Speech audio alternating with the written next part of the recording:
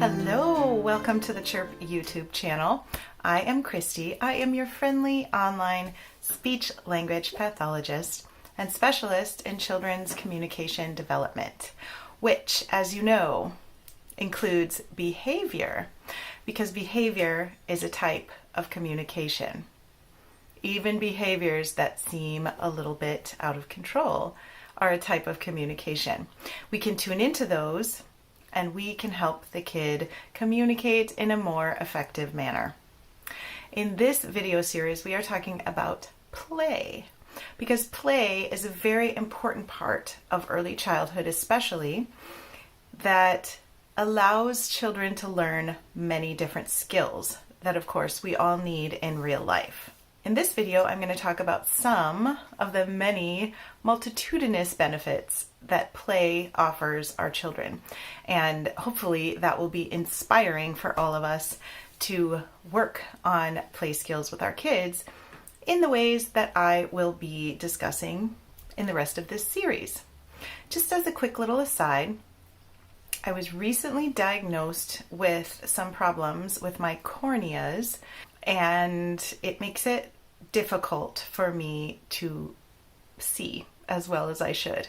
And bright lights of filming can be a little bit painful. So, if you have noticed a change in posting frequency, I'm doing my best. I'm trying to continue posting helpful videos for you, but keep in mind that I have some limitations on my end that are a little bit out of my control at this point. There are methods for dealing with this issue. I don't expect that I will go completely blind, so that is a benefit, but those things are a little way down the line still. Okay, moving back to play. What are some of the benefits of play? Well, the most important one, of course, we discussed a little bit in the last video, which you can find right there. Play is fun. Play is enjoyable. And if we participate in play with other people, we begin to feel more comfortable with other people, especially if a child has some social deficits, some things that make it more difficult for him or her to interact with other people. Then play is the perfect way to work on that, to make it fun to interact with other people.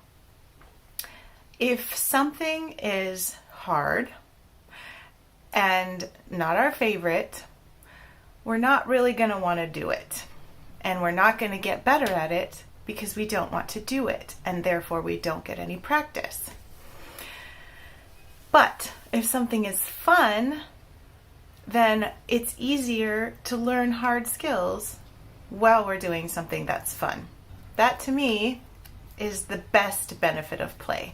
Kids can learn hard skills, things that are difficult for them, in a play environment, and it doesn't seem as hard. I call this sneaky learning because the kid does not even know that he is learning, because a child does not even know that she's learning. The next benefit of play that we're going to talk about is that play skills translate very easily to real life, which is what is happening when kids are playing. Think about a little kitten. We have two little kittens at my house right now, Ivy and Nora, as well as our older cat, Alistair. And Ivy and Nora love to play.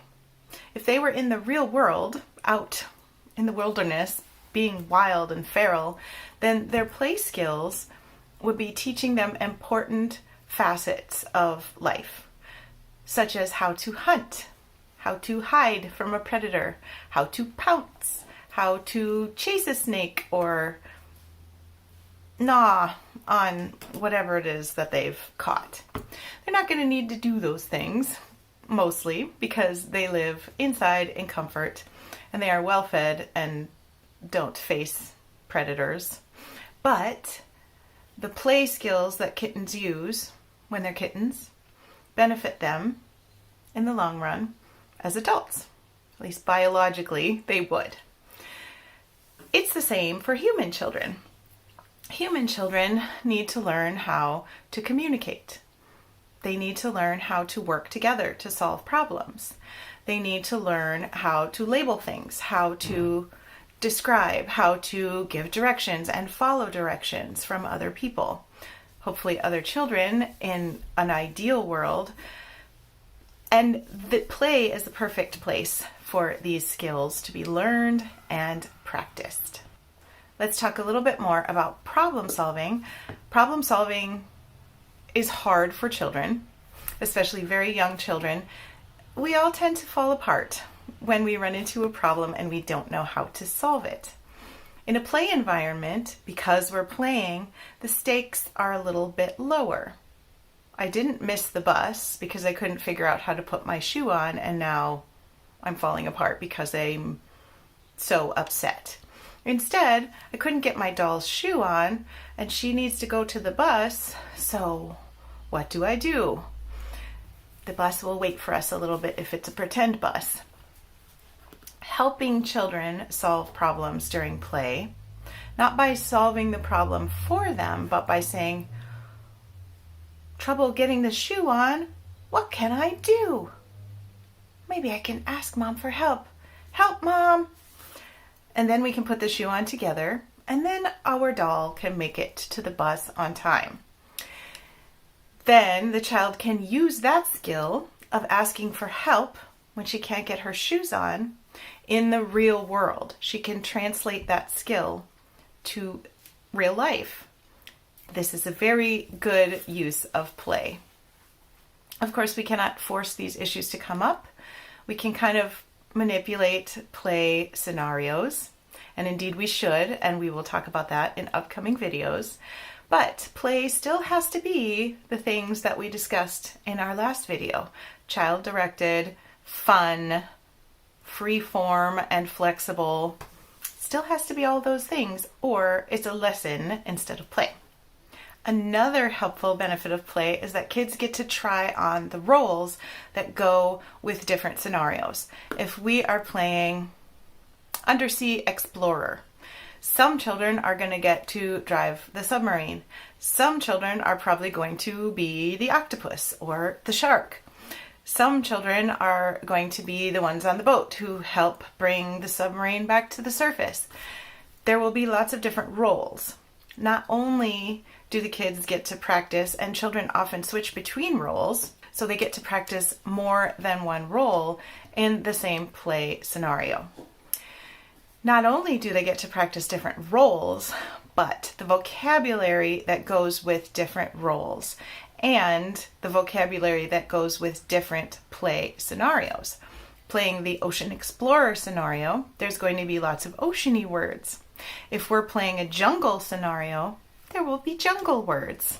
This is a perfect way to introduce new vocabulary and for children to practice new vocabulary.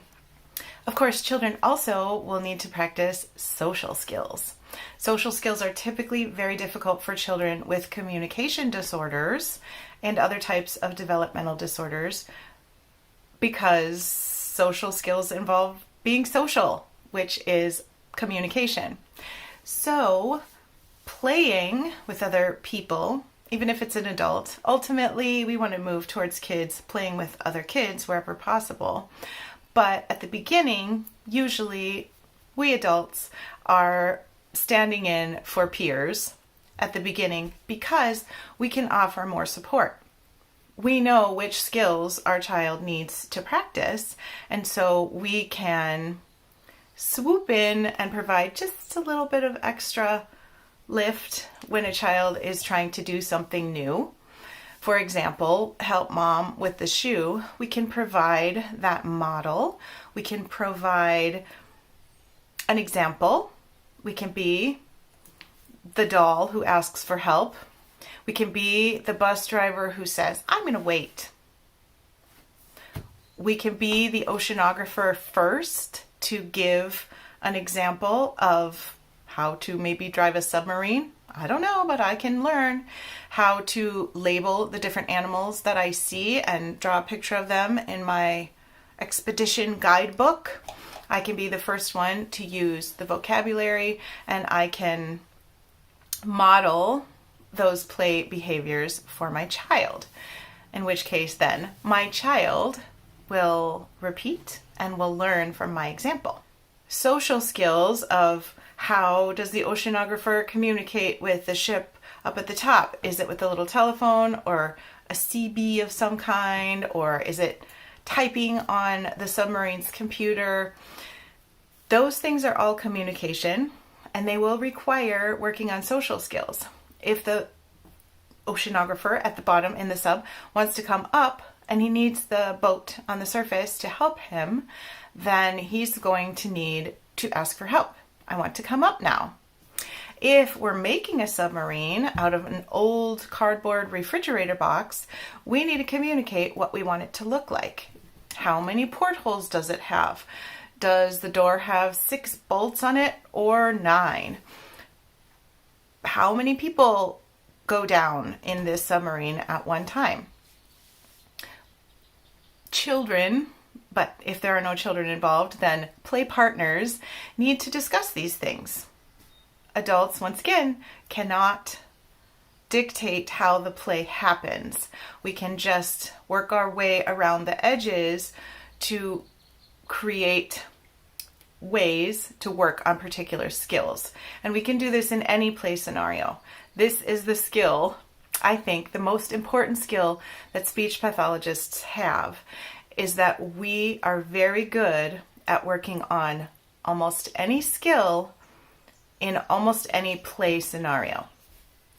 I think it's a superpower, and you can learn it too.